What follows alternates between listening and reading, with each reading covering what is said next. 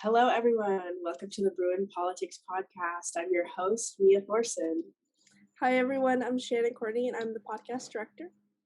We're super excited to be back for a new second overall podcast season for the 2021-2022 academic year. We're going to highlight innovative and informative conversations and topics surrounding politics, discourse, and polarization. Hopefully, get some new and exciting guests this season. And if you guys are somewhat confused about our new name, which is significantly shorter than the old name, we decided to reflect the current political climate across UCLA and the US with Bruin Politics. We want to welcome you to the 8th episode of our podcast, The Politics of Protest. In this episode, we're going to be discussing the recent controversy surrounding Alexandria Ocasio Cortez, or AOC, and her Met Gala dress that had the slogan "Tax the Rich" and the implications on the connotations of political elitism in DC. So before we start talking about that, I'm going to give some background information regarding the Met Gala. So for those of you who don't know, the Met Gala is the annual fundraising gala for the benefit of the Metropolitan Museum of Art's Costume Institute in New York City. And each year the event celebrates a theme of that year's Costume Institute exhibition, and guests are expected to choose their fashion to match that theme. So for example, in 2021, the theme was American fashion, and highlighting American fashion designers. So it is also one of the biggest fundraising nights in New York City. For example, in 2014, the gala raised almost $12 million in just that night.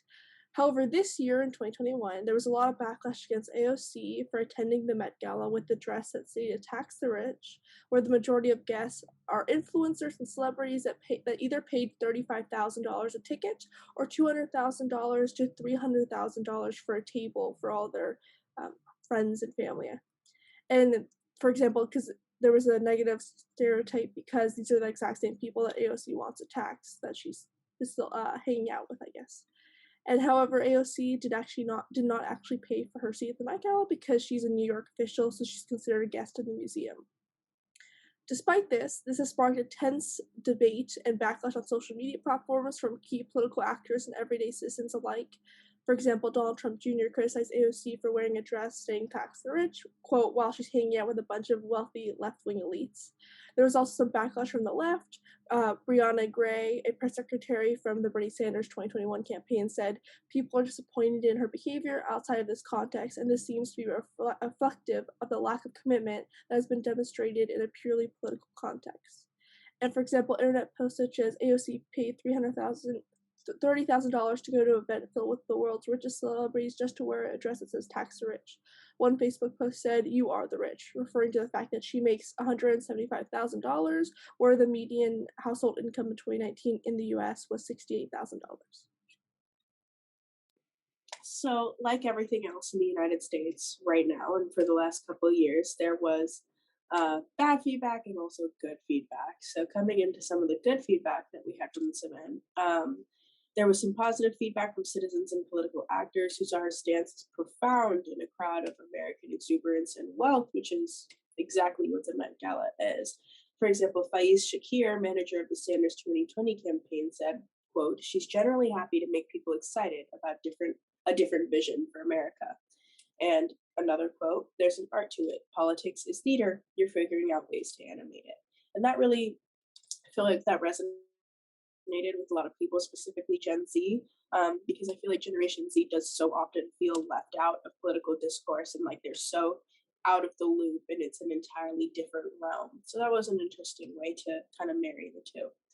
So now we're going to open the floor to questions and discussions. We want to tackle some of the deeper issues that have come up with the AOC Met Gala case as an overall lesson on the politics of protest. So for our first question that me and Shannon are going to get into, and I do have to make a disclaimer now that the Bruin Political Union does not affiliate with any party, and anything me and Shannon say, don't listen to it at all. Just kidding. Definitely listen to what me and Shannon have to say, but it's not a reflection of the stance of the BPU. So, Shannon, can you really be a voice of justice when you're participating in an oppressive system? I think you can, in the context that I think everyone has to play a role in all these different systems because you are living them. you can't change them overnight. You have to actually, like, work your way through the system to actually create change. And so I do think you can actually create justice. However, I think there's also alternative methods you can do. You don't always have to collaborate with people who maybe you actually are targeting, but maybe working with others who could be a voice of reason to those other people who you are trying to get to change the overall system if they have more power and influence than you. Yeah, that pretty much resonates along the lines of what I was gonna say as well. But also, I know that on the farther on the left of the spectrum, there is a lot of criticism and a lot of talk about like, revolution and how she's not a real leftist because she isn't like burning bridges constantly. And I think what Shannon said about having to work a little bit with the system to get the system to work for you really resonates with me as well. And for our next question, is it important to collaborate with the people that your policy will be directly impacting to create dialogue and Yeah, I mean, I think the issue of taxing the rich is a little different than other like historical issues where, like, for example, the civil rights movement, you had to, like, if you notice all the different collaborative movements that happened, people had to work together just because you actually the people who had the power were like the whites that were in these oppressive systems. You had to work to collaborate with them because they're the ones who could actually change the power dynamics. And so I think with the rich, you have to be able to challenge the systems, because if you look at right now, Jeff Bezos, who's the richest man in the world, he I think there's statistics, for example, that if he just donated like the amount of money that he would get like properly taxed, like it would pay for everyone's college education, or um yeah, and we'd all be out of debt. um, but so I do think you have to collaborate with the people you're directly impacting, because I know there's different connotations. For example, some wealthy elites, like the Gates family, like donate all their money. So for them, maybe they would have no problem being taxed. Or I know, for example, sometimes they've said, like Bill Gates has said, that they rather, instead of being taxed, they rather donate money to charity, because you don't know where that money's going, because the government sometimes doesn't spend money or miscalculates on the money that they're spending. So maybe working to create different solutions as well, instead of just taxing, focusing on donating to different charities that in the United States to help lift up American citizens. yeah, absolutely, and kind of moving away from the idea of the rich, even though I know that that's kind of what we're talking about. I think as a policymaker, it's really important to be in touch with and to know your audience, and that's also important for your audience. I use loosely, I mean like constituents, but um, it's really important to have that sense of dialogue there. And if you are, crowning yourself kind of as a people's champion, that the people know you and have a relationship with you and know that you are there and for their best interests. Um, yeah. So for our next question, how important is it for modern politicians to be conscious of the repercussions of their social media presence? Should politicians even have a social media presence? And this is something, just I wrote this question down just because AOC is so present in social media, and because, as we've discussed earlier in earlier episodes of this podcast, we have had other American politicians have kind of questionable social media presences. So Shannon, go ahead and take it away. Well, I think this is very interesting. This is a very interesting conversation just because of the landscape and the demographics of representatives, like the president, the Congress, Senate, and even like the judiciary. Because I think the average demographic is white male and around 60 years old. The thing is, that's considered in like the Washington D.C. elite of like, or like in these institutions, whether it be right wing or left wing, to be like the correct age to understand the political realm. Where so and I've noticed, like, for example, when you have those debates, when they were having debates with like Facebook and Twitter, when they came in, were talking about censorship, these politicians they didn't even know how what the functions were of Facebook and Twitter. So it was really interesting to watch the different dynamics, where I think this new generation of politicians like AOC are bringing new collaborative ways to talk with the people. However, I do think it's important. We also see for modern politicians that If you look back, for example, on Twitter feeds, like they might contradict themselves when they were like really talking about a policy, and then like maybe 3 years ago they said that they would never have brought up that policy. But I do think people need to be conscious of the repercussions that they could have, because it's also when you see like Donald Trump's and like there's a whole debate on has his tweets for the January 6th protest. What were his repercussions of his comments that led people to go march Washington, D.C. and riot at the Capitol? So I do think they need to be conscious of the repercussions and just be more knowledgeable that they have an influence, and their influence could lead to actual physical action of their um, constituents. Yeah, absolutely. Yeah, that. Thank you, Shannon, for that.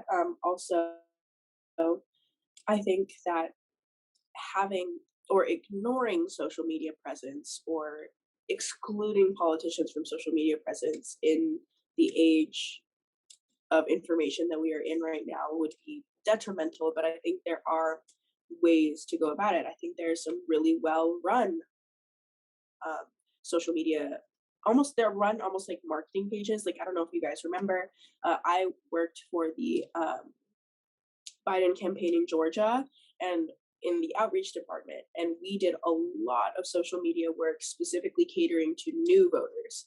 And so we had TikToks, and I'm sure some of you saw or heard about the John Ossoff like TikTok trend when the Georgia runoff elections were happening, and that was another way to really get people out and get people voting and get people, young people specifically, excited about politics and have them feel like they had a voice in this discourse. Because like Shannon said, the political, when I think of a politician, I think of a 60-year-old white man, which is something that we are definitely working on, breaking that glass ceiling and breaking down those barriers. And I think that social media and having positive younger female, women of color, people of color role models is really helpful for that. So on to our last question. Are grand gestures like AOC's overall helpful, or can they kind of come off as misguided? I think it really depends on, well, first off, who you ask, because like as we were talking about when we were introducing those different quotes from the left wing citizens and right wing citizens, people have different perceptions on it. AOC's gesture at the Met Gala being a controversy, and um, her wearing a dress when she's partying and chatting and being friendly with these elites that she's supposed to be really targeting with serious questions and try and debate them, for example, on their stances about wealth in the United States. But I do think so. I think that they're helpful in the sense that it really sparked a conversation on social media between citizens to debate and discuss wealth in the United States and if it should be taxing, and also holding people accountable. Because yes, I think it was a gesture that AOC didn't mean like the overall rich, but not everyone. But sometimes it's really hard to pass legislation that's actually going to affect those people, since there's so much lobbying in like the elitism of Washington, D.C. And she actually makes, as I said, like 175,000, where like the average salary in the United States is 68,000. So it can maybe kind of seem a little hypocritical to some people. But I think it was helpful in the sense that it sparked a discussion all over social media and also with other politicians. um, so I think that's the biggest thing. That I think it basically made a statement, and I think that was its most overall thing. I don't think it's actually going to implement legislation to create change, but I think it can maybe lead to a conversation that will lead eventually to a domino effect of maybe local change. Yeah, absolutely. My personal opinion is, kind of like what Shannon was saying, that it made a statement. And I don't know if you guys have heard the phrase, any publicity is good publicity. So whether or not we're tearing down AOC or we're like championing AOC for her decision to wear this dress with this message, people are still talking about the wealth gap. People are still talking about whether or not we need to tax the rich, which is a discourse. I don't know if you guys heard what Shannon was saying about free college, but I would love free college. That would be fantastic. And hopefully that resonates with our audience at the VPU. But again, on the flip side of that, I think that it can come off as a little bit tone deaf you know, when I first saw it, I personally was kind of like, who signed off on that? Which social media manager signed off on that? Because when you are a politician, when you accept that role, and especially if you're a politician attending the Met Gala, which has millions of spectators and people tuning in, um, you have to be really conscious of how everything is received. And if you are Lady Gaga, your mission with your clothes and the statement that you're making should be and is a little bit different from AOC in the statement that you're making. I feel like maybe politicians should understand the realm that they're coming into the Met Gala with. I think that it was a great idea. Um, Maybe it could have been executed a little bit better or with maybe a little bit more important context that could have minimized the controversy around it. Yeah. Well, I So think one thing to add to that, I think yeah, I actually was watching some of those Met Gala videos where they were interviewing the different right, guests, and when they interviewed her, she was really highlighting the importance of the fashion designer who created her dress, which I think is important. Obviously, yeah, give credit where the credit's due, but she actually wasn't really talking in those interviews about the overall message and like talking the points that she was going to be discussing with right. these what was happening. So I do think like that like when you were talking about it could have been handled differently, maybe putting more emphasis on it during interviews that were happening. Yeah, absolutely. Because I love to hear about fashion and I love the beautiful style of the ball gown that she was wearing. But there is an elephant in the room when splayed across your back in crimson letters is tax the rich. And in your interviews, you're talking about the designer. That's just my 2 cents. And that's actually it for our questions today, you guys. We're going to get into our conclusion now. I want to thank you all for tuning in to our second year ever of the Bruin Political Union podcast, Bruin Politics. And we're super excited to be back. Me and Shannon have been texting back and forth, getting our ideas set. We have a great team this year and also always looking for new people. So if you want to join BPU, join BPU. We have fun. Um, and again, tune in for our next episode. We've got some really great topics coming up, and hopefully, we can get some really great guests on this season. Yeah, I'm really looking forward to collaborating with the Broom Politics team. It's gonna be a really great year. So to conclude, if you have any suggestions regarding video ideas, what information you'd like to see, or what guests to invite to the season 2 of the podcast, please contact the Broom Political Union at bpu@ge.ucla.edu. Thank you so much.